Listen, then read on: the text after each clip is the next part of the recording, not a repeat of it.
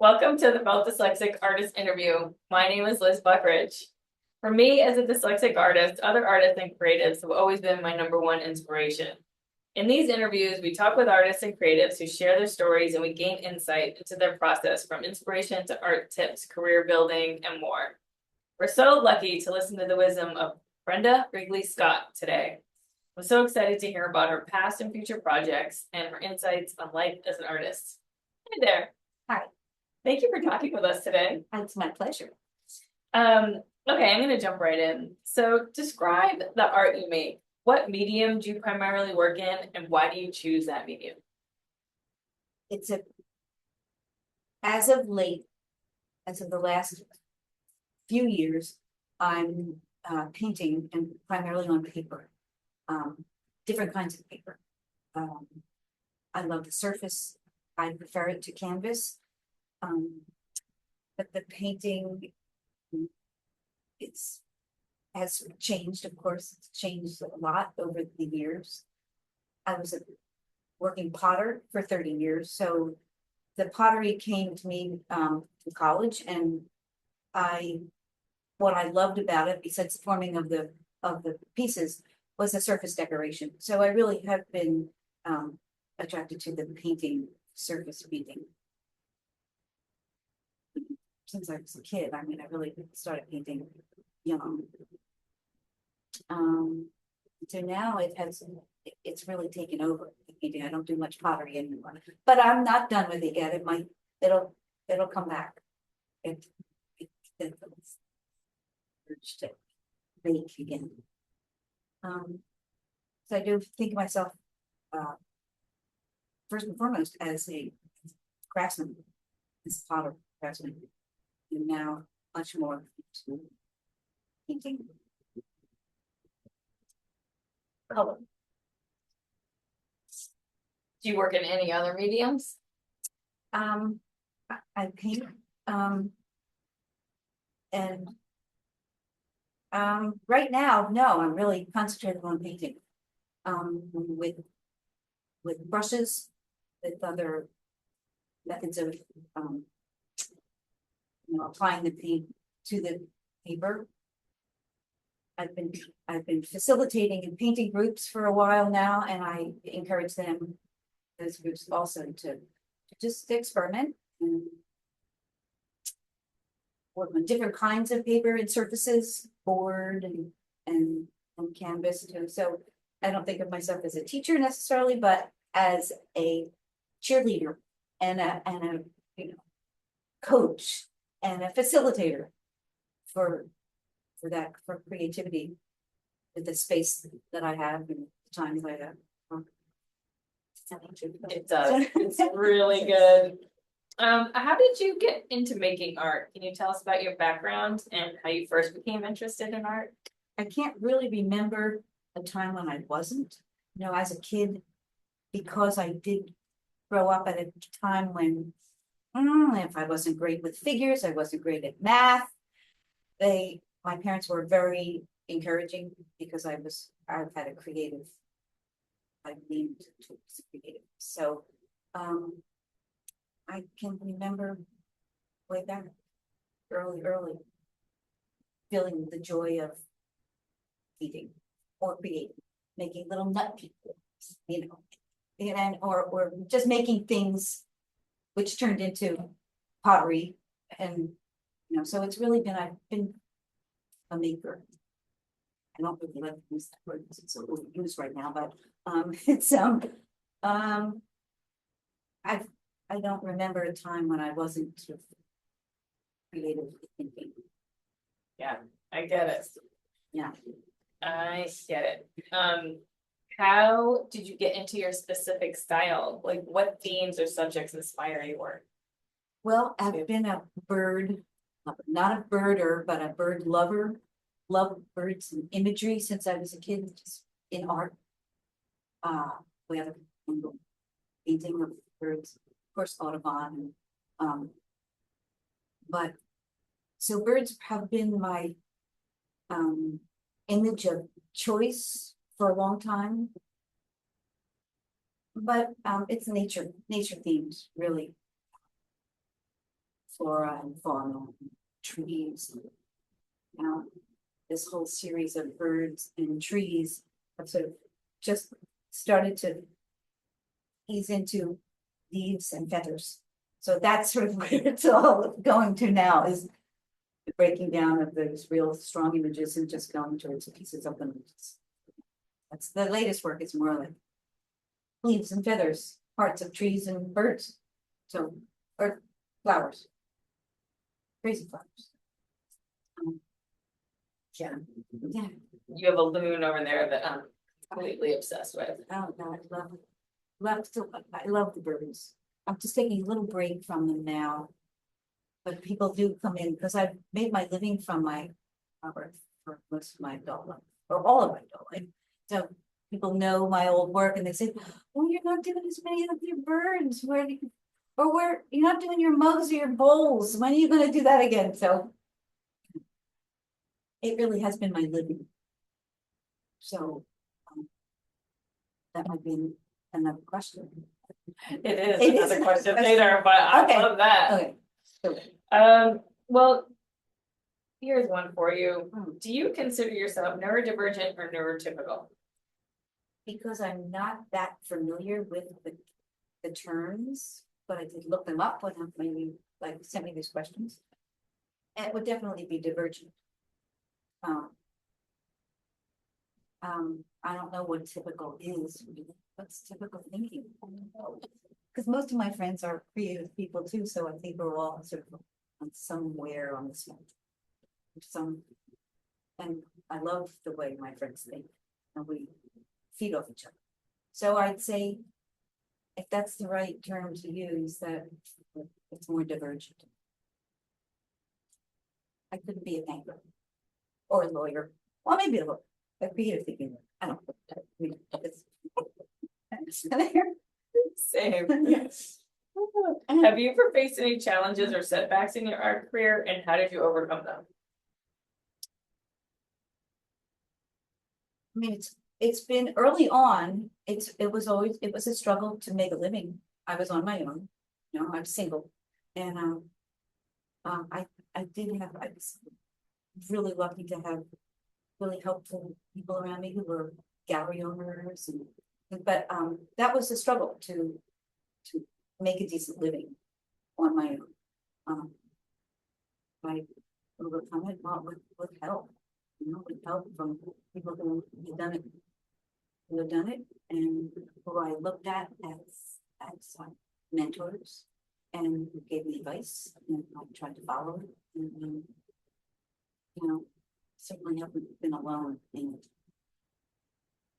But I've been single through it for a long time. For a while. When I was younger.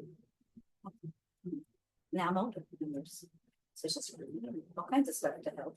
And I've been lucky. My work is sold.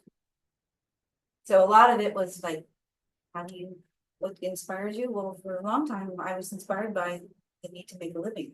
So I would make what I knew people wanted and follow the trends and go with that. So, you know, I think of myself really as a craftsman and a creative craftsman. And it has worked so far. And very so good. Yeah, I love that. What was the question? Well, my question was, how did you overcome any challenges? But I think that you gave really great answers, for sure. Yeah. Yeah, really Help good. from people who cared about me, said, and were a little bit farther along in their careers, and said, this really worked for me. And so I listened to it. And they are great. A lot of great people. And I had a mentor one time, and that's how I got into making a living from ceramic work. What's her name? Her name was Polly Frizzell. She's in Berkeley. I lived in Berkeley for a while. And she's amazing. Tear enough. You do the shows, do American Craft Council shows. And that was, you know, back in the 80s. I mean, it's a good way to start a career in the arts. Yeah, Where did you grow up? so maybe outside of Philadelphia, Buxton, which is a very creative center for the creative arts also, and pottery too, so there was a tradition there that I kind of picked up on. Went to school, finished school in Philadelphia at Tyler School of Art. Started making more clay pieces there. Yeah. Moved to Berkeley, where I met Polly, and she like continued. So it's really, these questions are great because it helps me to think back on the line. Now I came to be here. Did you do art when you were a little kid? Yeah. Remember it? Yeah, I do. So, draw this. Come on, Brenda can do that. So, Brenda, draw this. So I was like, come on, look at you can draw birds. Draw me a bird. So it's like the birds started back then. You think, what do you? Oh, yeah, people were always asking. I went to Catholic school, so there wasn't like if you could draw the baby Jesus, you were in with the art nun. No, you still don't have. Can you cut any of this out? I love my art nun. She was great. Oh, did you do art when you were a little I kid? did. The birds. Do you The have any of birds. those still? Oh, gosh. No, but I do have some paintings. I took art lessons when I was 8. At a wonderful woman who was just had small groups. I think I sort of channel her now with what I'm doing. We just, all these groups would meet in her house. And, Mrs. Berry. My mother saved all of my paintings, so I do have still lifes. And 9. I was really encouraged.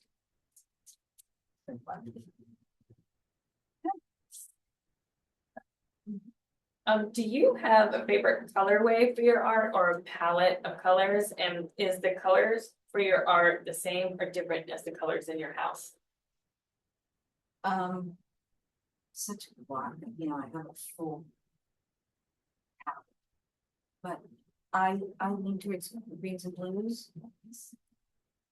So, well, usually in my clothing, it's usually warm colors, the oranges. Gold. But I'd say more towards the cool colors. Yeah. Greens and blues. My favorite color, is that one of the questions? What's your favorite color? I think your favorite color. I have times when cobalt blue, it's like really, I'm drawn to it. And green, the green of my couch. It's yummy.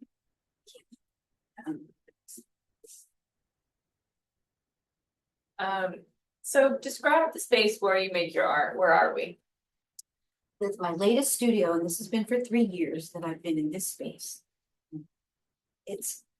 There's a certain magic in this place because it was the original kitchen to the historic home. So that's the hearth. That's where they did all the baking. And it's mostly below ground level. Simply this wall. And there's just something about this space, and everybody that comes in here kind of feels like there's really a really wonderful community. There's a kitchen. I could live here, really, because there's a kitchen and a bedroom and a couch. And it stays cool in the summer, and it stays kind of warm. It's always 58 degrees. It's really kind of a magical space. I love it. So this is where I do my work. It's where I have my groups that come and paint, and I share it with other people who want to show their work. It's really one of my best studio spaces that I've ever had. For years I was in an old industrial building, and I'm always drawn to those. A long hall with all the doors. Every door you open up, it's like this wonderful, there's something else going on. I kind of miss that, but this community here, Tiffany Four Corners and the South Coast artists, it couldn't be any more supportive. It's great. It's really great. So it's good for showing. They can turn it into like a, be kind of space that people can say, oh, that's how it would look in my home. So that's good. So, These are several four corners. Yeah. This is a really cool spot. yeah, it is. How did your school system support your interest in art growing up? Well, like I said, I went to Catholic school, so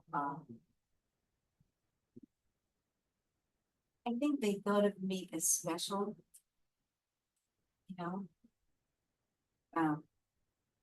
Somewhat in some ways. No, I wasn't a great student.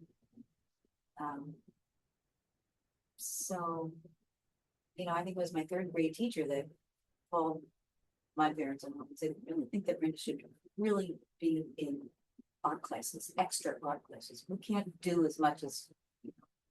And so that's how it started. It was in third grade.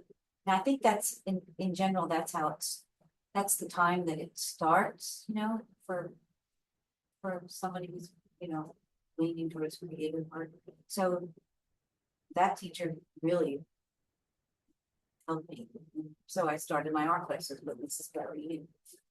Yeah, so but through high school, it's great. But it was Catholic curriculum, secretary law, to do that. I was a great player. It sort of got stuff by somehow. Yeah. So, and then I got into college. And that was great, art school, right away. So, went to Bucks County Community College, which had a great art department, went there, and then transferred to California, where I went to the College of Arts and Crafts in Oakland. And then from there, finished up at Tyler's, Temple University. So, so good. Wow, that's great. Yeah, it's good. Yeah, great education. Wow. How do you see your work evolving or changing in the future? What do you have planned? Well, there's been a big shift in my lifestyle, just in the last few years. So, things are changing all the time. I'm looking at other materials to work in. I think because I didn't always have an early classroom feeling, that wasn't a really successful thing for me. I still hate to admit it, but I avoid taking classes. But I feel like I'm breaking through that now, taking more workshops and learning more in a stricter way, in a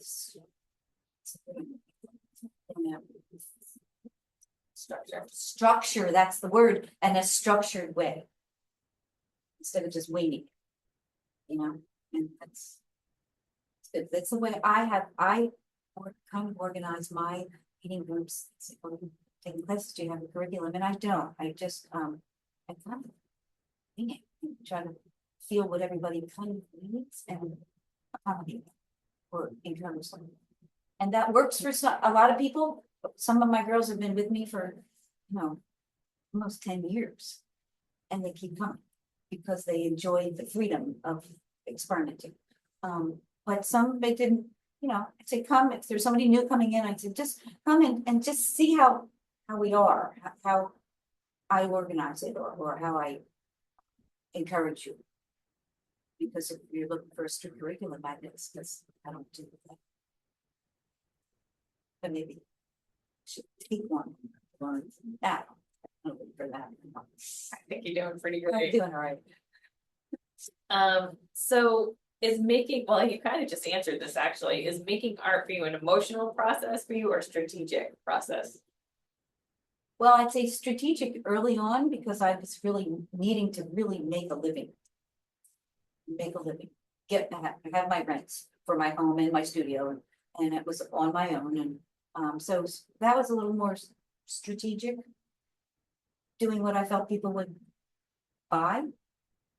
You know, leaning towards what was trendy. I don't really do that anymore. So now it's a little more emotional. What I like. And as I say that, I still think when people come in, and I do commission work, so I do work that people want the way they want it. So this is my style. You like this? Great. Do a lot of dog portrait commissions. So both emotional and strategic, I guess. Oh.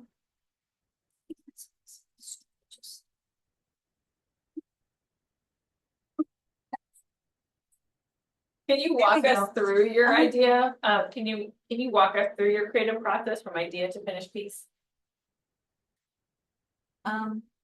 It's pretty spontaneous, you know, I get these like little flashes of inspiration. And I sort of don't work on them, get right to it. You know, mansions and some accolades. I admire friends of mine who have ideas and stick to them and work it out and work it out and work it.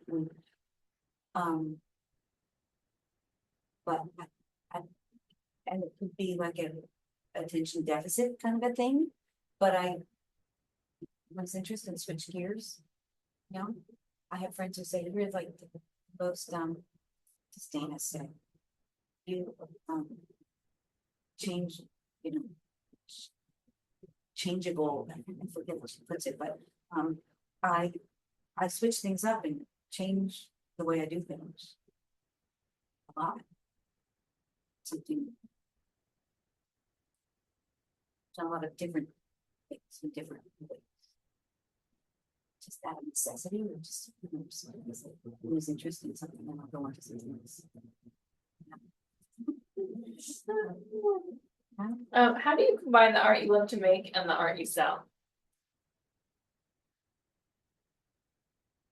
They're kind of one and the same. How do I combine them? They just are one and the same. I mean, even if it's a commission, then I think, oh gosh, am I gonna be able to do this? And I do it. And the commissions for really the most commission work I do as a regular thing are portraits for animals, dog portraits. And I love them. And I love dogs. And the people love their dogs. And so I've been really lucky that people saying, oh, you did it, you captured that, that's just the way her eyes look or something. And it's really, so they are one and the same. Yeah. So how do people find your art to purchase? Well, I mean, had different ways through the years. I've had galleries that handled my work. I don't really have all of that out there in the world, bricks and mortar thing right now. But there's change going on, and I have this place, and the community here, of the arts community, the South Coast artists. I have openings with, and having other people show their work here. It's not totally benevolent. That brings people here that don't know me, and they say, "Oh," and you know, because it's on their mailing list and it's on their, and so that kind of brings more people together. But it also, you know, that's another way for people to get introduced to my work too through someone else that I'm showing their work. Do you have a website? I do. What's the name of it? It's Wrigley Design. Wrigley Design. It's an older one, it started, but it has a lot of my beginning work. I've been in Tiverton Four Corners for a long time. I was on Neck Road, owned a property there, so I worked there. That's how I came to be in the area. And then things changed, and I moved up the street, and I found a little place here. So I've been moving around in Four Corners for quite a while, and I've been in Rhode Island since 1980. So, you know, I've gathered a lot of followers who love my work. Who have a lot of my ceramics, you know, other They know where I'm. Do you have Instagram and Facebook? Send me out Instagram, and what's the name of the Instagram? Instagram is Brenda at Wrigley Studio. Yeah. Well, we'll put Wrigley the- Studio, Yeah, we'll put the information in the show notes. Brenda Wrigley Scott, Wrigley Studio.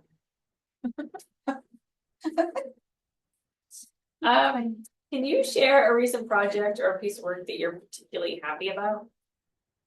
I love this new work that I'm playing with this new paper. And it's rice paper. I found it in New York. I knew rice paper before, but this just big sheets of it just inspired me to texturize it, to wet it, and it turns into like fabric. It does turn into fabric. It looks very delicate, but it's really strong. And I've always loved looking at it, but I've always loved texturizing my backgrounds, like making the backgrounds as textured and nuanced as the image, the bird image, or so I love that sort of aging process, the patina that develops on wood, and so I it's just adding to that. It's starting with a textured surface that I feel this texture something. How do you stay motivated as an artist? Well, I mean, through the years, I was motivated by need to make a living, really. And I would wonder, would I work this hard if I didn't have to make money?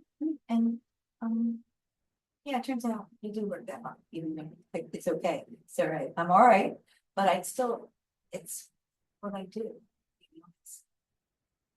It's how I can focus. So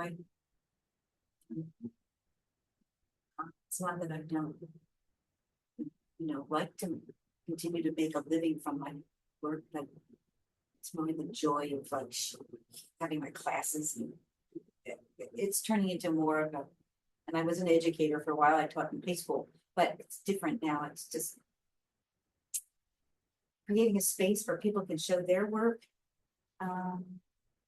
It's turned into more of a mentor. I feel more mentor work now than self-centered. Yeah. It's expanded. Joy in my work is more joy in some of these women, these people that come in and paint. It's wonderful. See what they're having to do. Yeah. I don't do kids. I'm not, I don't have to say, oh, I teach at the Newport Art Museum.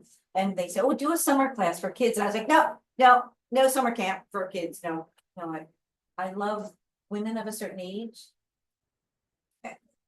Because I understand them, that we understand each other. And it's great. Are there any artists or creatives who have influenced or inspired your work? Besides personal people that in my community, like you mean? Yeah, well, famous people, famous artists, Like or Wolf Kahn? Yeah, Wolf Kahn. Big, really inspired. I'm always blown away by this work. And when people would say, like, look at some of my birds and say, oh, Audubon. Yeah. But more and more, as I'm involved in a creative community that this larger area is, I'm really inspired by the people around me and what they do and how hard they work and how beautiful their work is. What advice would you give to an aspiring artist looking to pursue a career in the arts?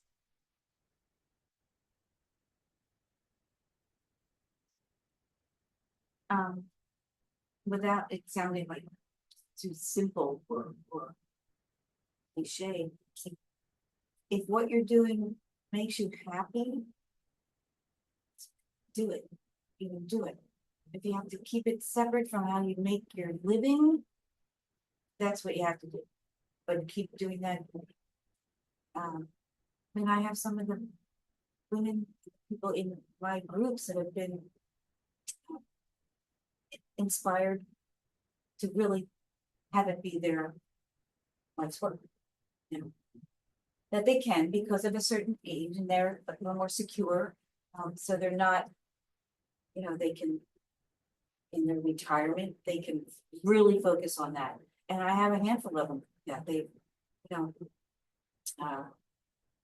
gone through their careers, 30 years of a career, and now started getting so involved in their artwork that it's their new career, that it's a second career. And that's exciting. That is really exciting. Anchor for the years and then suddenly you're like, I'm a painter. People ask me what if I'm an artist, and I can say, I can say, yeah, and feel it, you know? But that's a hard thing. It's like, well, what do you do? And like, are you an artist? You can say, yeah, I'm an artist. That's painter, artist. Something coming from them. Does that answer the question? Yeah. I forgot what it was. Well, what advice would you give? Yeah, I say just, you know, if it really, it makes you happy in that moment, if you lose yourself in it, just continue. Draw people around you who are feel the same way, because that's really helpful. Being surrounded by artists. It's not.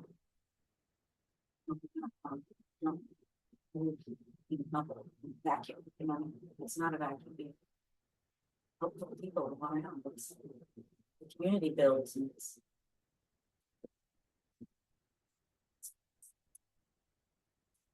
Surround yourself with artists Yourself with and artists. do the art. Yeah. Yeah. And the younger ones coming into the fields, into the art fields, are so exciting to work with. They're so technologically savvy and helpful, and there's just so much to learn from all of them, from the ones who have been doing it for a really long time, who you admire and who have been mentors, to the young. It's like some of the newer artists coming into the South Coast Artist Group, which I've been a part of for 25 years. They make everything so much better. They make the outreach so much easier. Their marketing strategies are wonderful. They're really creative, but they also are creative with technology. It's at this point, it's beyond me. So I don't even want to try. I just ask them for help. They're very helpful. Brenda, what do you need? Okay. Things that are like, remind me how to do this, because I would get set up on something and I didn't do it for a week and I forget about it. How do I find those pictures? Where are they? They're in my notes, but how do you get there? So the technology is really a struggle. But try not to beat myself up too much about that. Same. Yeah. What is your favorite book, movie, song, podcast? This might be my podcast. When I see it, because it's like us. Favorite book, movie. I have an Anne Patchett thing right going on now. Favorite book. As a kid, it was called The Bible. I don't know. Now it's favorite movie.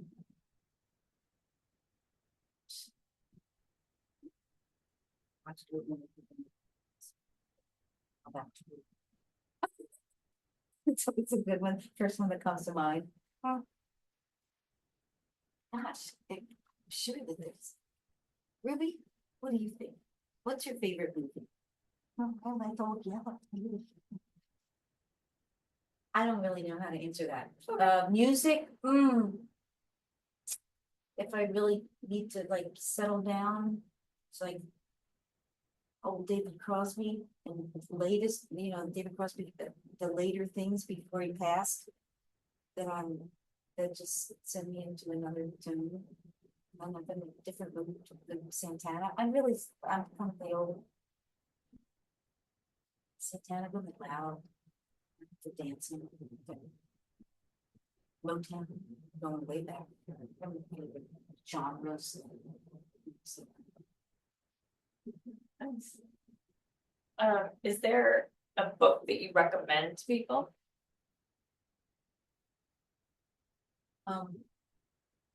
Do a lot of recommending, as of the latest one that I love, you know.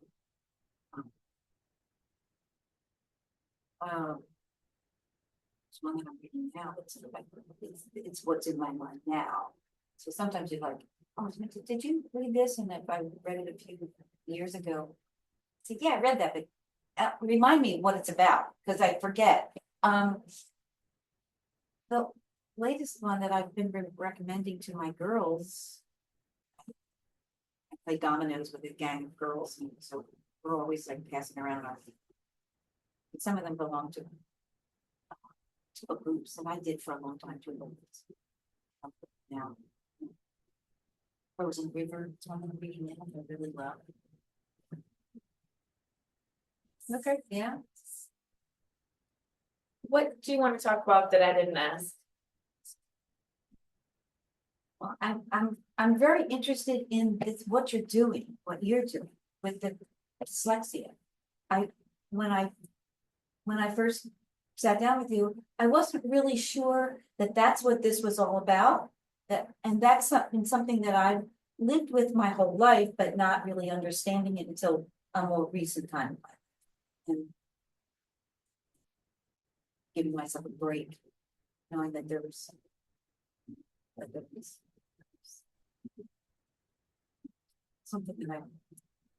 there was a reason, there was a system of thinking that was specific, just a private thing. So, yeah.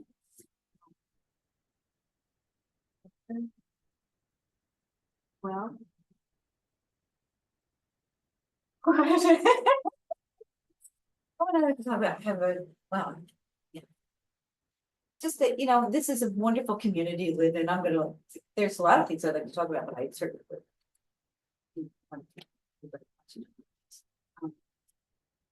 This community of people here in Rhode Island, and Rhode Island specifically, is, and I didn't grow up here, and I came here as an adult, but it's so wonderfully diverse and wonderfully creative, and even the state itself is like, it endorses the arts in a big way from politicians way back. But I mean, he was like I know he's like got a bad rap for all kinds of things, but he really supported the arts in Providence, where I was when I first came to Rhode Island. I lived in Providence, and it's expanded and expanded and expanded, and there's so many hardworking, wonderfully creative artists living in this state, and it's home to me. I wouldn't live anywhere else. It's beautiful and it's diverse and alive with the arts. Yeah, I feel really lucky to be here. Thank you so much. You're welcome. Thank you Thank for letting you. us into your studio today, and I felt inspired for sure. I love your work so Thank much. you. Thank you. Much love. And we'll see you next time. Okay. Yay!